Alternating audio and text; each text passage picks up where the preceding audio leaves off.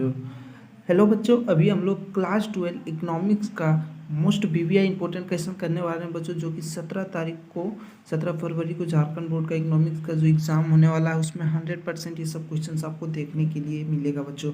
और अभी हम लोग टोटल 30 ऑब्जेक्टिव क्वेश्चंस करेंगे और आप लोग को ये देखना है कि आपको 30 में से कितने का आंसर पता है, जिससे पता चलेगा कि आपका तैयारी कितना अच्छा हुआ है। ये सभी बीबीआई क्वेश्चन है बच्चों। चलिए क्वेश्चन नंबर 1 से स्टार्ट करते हैं। उससे पहले जो भी बच्चे चैनल पे नए हैं बच्चों, चैनल को सब्सक्राइब करें, वीडियो को आप लोग जल्दी से लाइक कर दें और वीडियो को अपने दोस्तों में बच्चों शेयर भी कर दें। चलिए फटाफट क्वेश्चन से नंबर 1 से स्टार्ट करते हैं। उत्पादन संभावना वक्र किस ओर ढालू होता है? तो बच्चों उत्पादन संभावना वक्र जो है वो नीचे से दाईं ओर ढालू होता है। ठीक है, उत्पादन संभावना वक्र जो है वो नीचे से दाईं ओर ढालू होता है।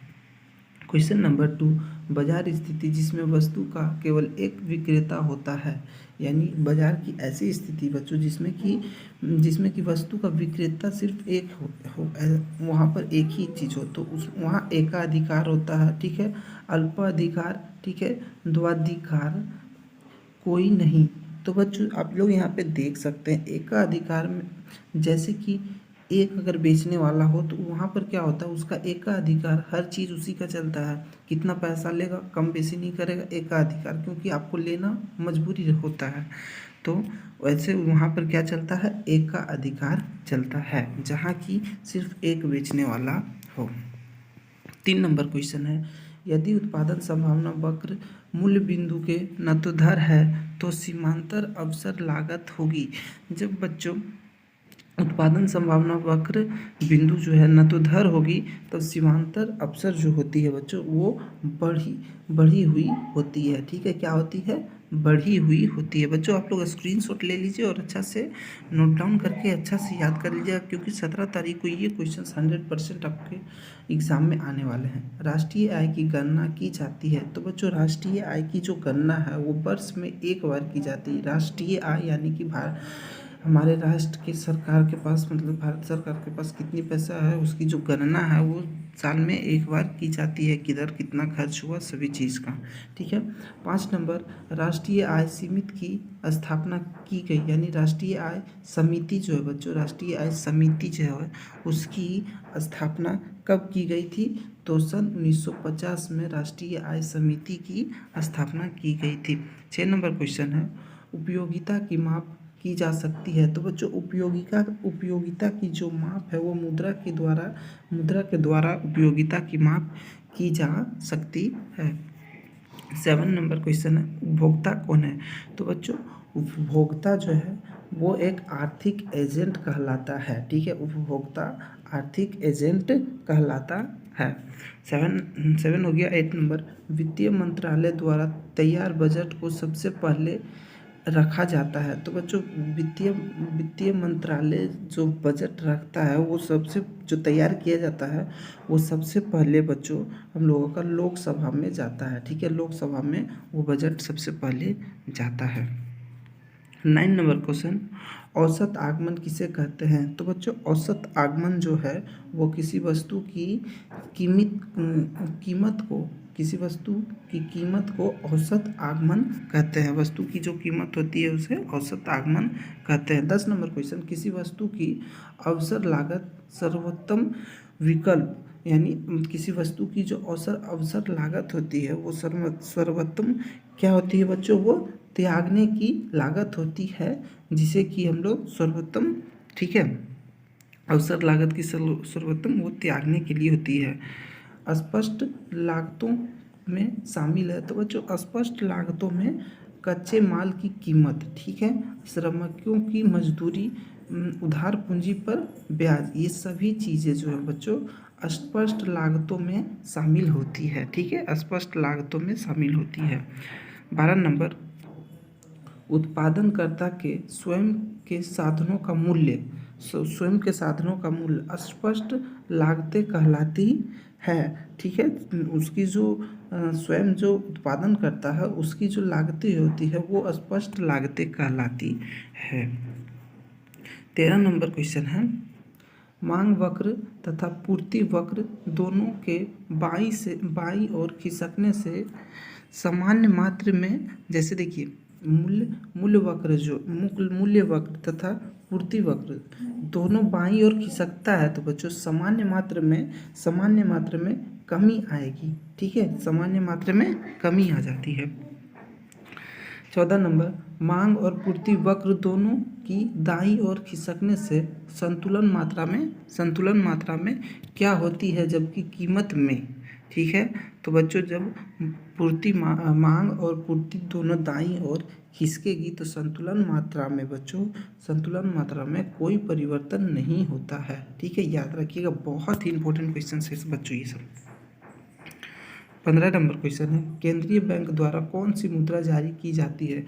तो बच्चों केंद्रीय बैंक के द्वारा करेंसी यानी कि चलन नोट जारी किया जाता है। ठीक है।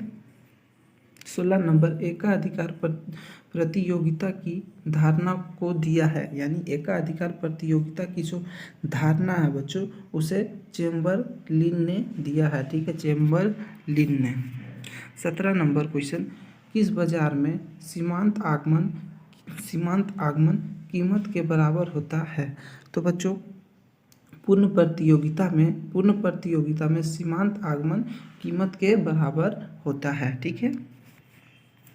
अब 18 नंबर क्वेश्चन, एक अधिकार फर्म निर्धारित कर सकती है। तो बच्चों एक अधिकार फर्म क्या निर्धारित कर सकती है, तो वो कीमत तथा बिक्री की मात्रा निर्धारित कर सकती है। ठीक है, जैसे एक अधिकार आपको बताया जहाँ की मतलब सिंगल हो तो वो कीमत सबसे पहले डिसाइड कर सकता है कि हमें कितना कीमत रखना है। ठीक है।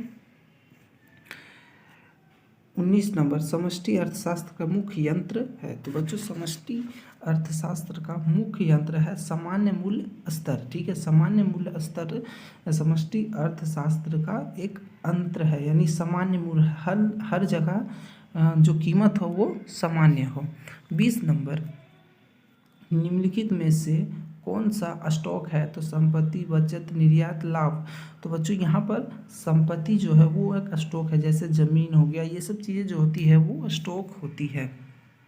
21 नंबर, समष्टि अर्थशास्त्र का मुख्य यंत्र क्या है।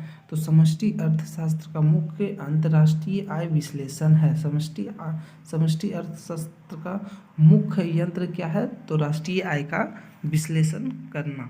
12 नंबर क्वेश्चन, यूरोप के देशों में सामान्य मुद्रा होती है। तो यूरोप के देशों में बच्चों कौन सी मुद्रा चलती है, तो यूरो। जैसे कि भारत में रुपया चलता है उसी तरह यूरोप की जो मुद्राएं होती है उस सामान्य मुद्रा यूरो बोलते हैं उसको। ठीक है, हर देश का अपना अपना करेंसी मतलब मुद्राएं होती है बच्चों।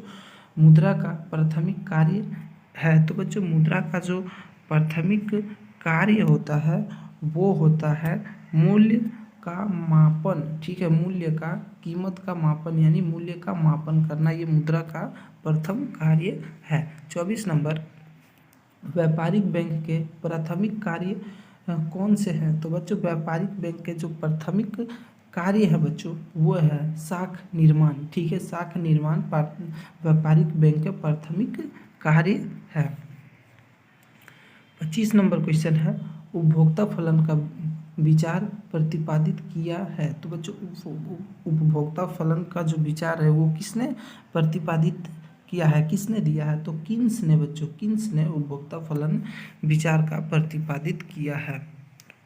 उपभोग निर्भर करता है, यानी हम क्या कर सकते हैं, खर्चा। उपभोग का मतलब होता है पैसों का खर्चा करना, जैसे किसी चीज़ का उपयोग करना। तो उपयोग निर्भर किस चीज़ पे करता है, हम तो आय पर करता है बच्चों। हमारे पास जितना पैसा होगा उतना ही ना उपभोग करेंगे, यानी चीज़ों का यूज़ करेंगे।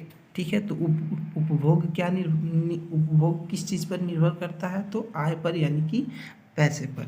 ठीक है। 17 नंबर, रोजगार गुणक सिद्धांत के जन्मदाता हैं। तो रोजगार गुणक के सिद्धांत के जो जन्मदाता है बच्चों वो माना जाता है कान्हक को। ठीक है, कान्हक।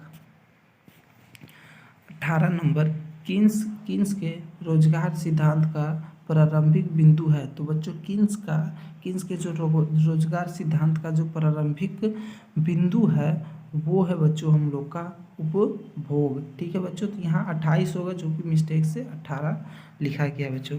ठीक है, अब हम लोग 29 नंबर क्वेश्चन करेंगे।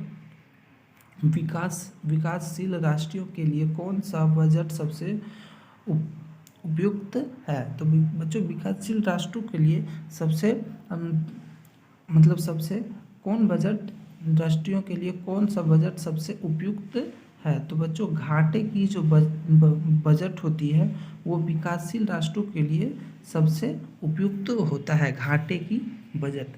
30 नंबर क्वेश्चन जो कि आखिरी क्वेश्चन है बच्चों, विदेशी विनिमय दर का निर्धारण होता है। तो विदेशी विनिमय दर का जो निर्धारण होता है मांग एवं पूर्ति के द्वारा में होता है। ठीक है, विदेशी विनिमय दर का निर्धारण मांग तथा पूर्ति के द्वारा होता है। तो बच्चों आपको बताना है कि इस 30 में से आपको कितने का आंसर पता था। ठीक है बच्चों, फिर मिलेंगे नए वीडियो में, तब तक के लिए धन्यवाद। ये सभी बीवीए क्वेश्चन से थे, आप लोग अच्छा से याद कर लीजिए। 17 तारीख को ये 100% आने वाला है ये क्वेश्चन।